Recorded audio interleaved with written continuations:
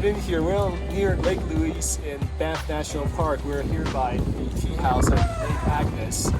And I'm going to show you a quick trick. I'm taking a selfie with your iPhone. So I'm setting up here with a wide angle. I want to take advantage of the back side, so I do wide angle, but I don't know what it looks like. So what I'm going to do is I'm going to use my Apple Watch, click on it, go over to the phone app, and that will show me the actual photo right here. See? So I can go here, look at it, adjust this, and see? Use this as a remote and use it to control my iPhone. Okay, I hope this was helpful.